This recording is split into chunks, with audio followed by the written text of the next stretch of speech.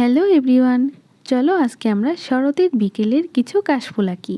প্রথমেই একটা মাস্কিং টেপের সাহায্যে চারপাশটা ভালো করে আটকে নিয়েছি, আর একটা পেন্সিলের সাহায্যে কিছুটা দাগ কেটে নিয়েছি। দাগের উপরের পার্টটা থাকবে আকাশ, আর নিচের পার্টটাতে আমি কাশফুল আঁকবো। আকাশটা আঁকার জন্য এখানে আমি স্কাই ব্লু কালারটা ইউজ করছি, তবে স্কাই ব্লু কালার সরাসরি ইউজ না করে এর সাথে আমি কিছুটা হোয়াইট কালার মিক্স করে নিয়েছি। এতে করে এই কালারটা দেখতে বেশি আইসুদিং লাগে। এই কালারটা আমি পেপারে ব্লেন্ডিং করার জন্য এখানে একটা মোটা ব্রাশ ইউজ করেছি। এরকম বেস কালার দেওয়ার জন্য মোটা ব্রাশটা আমি বেশি প্রেফার করি, কারণ এটাতে অনেক তাড়াতাড়ি কালারটা ব্লেন্ড করা যায়। এবার আমার সবথেকে স্যাটিসফাইং পার্টটা হচ্ছে এই মেঘটা আঁকা। মেঘ আঁকার জন্য এখানে আমি সাদা কালারটা ইউজ করছি। এটার জন্য আসলে নির্দিষ্ট কোনো শেপ নেই, জাস্ট নিজের মতো করে আমি মেঘটা এঁকে নিচ্ছি। এই পিকচারটা আমি রেফারেন্স হিসেবে নিয়েছিলাম ফেসবুকের একটা পেজ থেকে, বাট যেহেতু স্ক্রিনশট রেখেছিলাম তাই নামটা আসলে আমার ঠিক মনে নেই। তোমরা যদি পেন্টিংটা চিনতে পারো তাহলে প্লিজ পেজটাকে মেনশন করে দিও। যদিও আমি ওনার মতো অতটা ভালো করে আঁকতে পারিনি, তো যাই হোক, নিচের দিকে এবার আমি ডার্ক গ্রিন কালার অ্যাপ্লাই করছি। এটার জন্য আমি এখানে একটা বড় ব্রাশ ইউজ করছি। এরকম মোটা ব্রাশ দিয়ে কালার অ্যাপ্লাই করলে এটা অনেক তাড়াতাড়ি ব্লেন্ড করা যায়, আর সময়টাও কম লাগে। আমার 12 পিস অ্যাক্রিলিক কালার থেকে গ্রিন, ইয়েলো আর হোয়াইট কালারটা শেষ হয়ে গিয়েছে। এই কালারগুলো কেন জানি না অনেক তাড়াতাড়ি শেষ হয়ে যায়, এজন্য আমি বাইরে থেকে বড় বোতলের এই কালারগুলো কিনে নিয়েছি। মাত্র 25 টাকায় মাঝারি সাইজের একটা বোতলের মধ্যে এই সুন্দর কালারগুলো আমি কিনতে পেরেছি।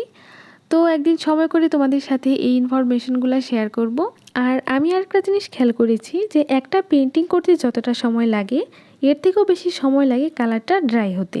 এই যে যেমন এই সবুজ কালারটা অ্যাপ্লাই করছি, এখন এটাকে আমার একটু ড্রাই হওয়ার জন্য সময় দিতে হবে, তারপর এটার উপর আমি কাজ করতে পারবো।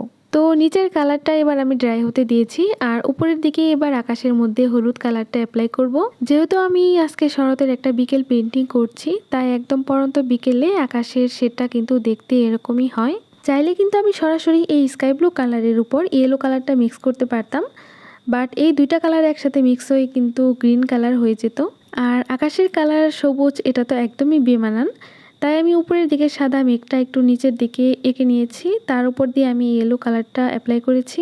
এবার আমি অনেক দূরের কিছু গাছপালা এঁকে নিব, আর এর জন্য প্রথমে এখানে কালো রং দিয়ে এভাবে একটা সোজা লাইন টেনে নিচ্ছি। এবার এরকম একটা তুলির সাহায্যে এভাবে করে একটু গাছের শেপ দিয়ে নিব, আর এটার জন্য এখানে আমি ব্ল্যাক কালারটা ইউজ করেছি। একটা জিনিস তোমরা হয়তো একটু খেয়াল করলে দেখবা যে আমি এই অনেক দূরের গাছপালাগুলো কিন্তু ব্ল্যাক কালার দিয়ে একদম ভরাট করে ফেলিনি, এর মাঝখানে কিছু সাদা জায়গা অর্থাৎ কিছু ফাঁকা জায়গা রেখেছি। এই টেকনিকটা অ্যাপ্লাই করলে আসলে দূরের গাছপালাগুলো দেখতে অনেক বেশি রিয়েলিস্টিক মনে হয়। এখানেই আমার গাছপালাগুলো আঁকা শেষ। এবার আমি নিচের দিকে কিছু ঘাস এঁকে নিব।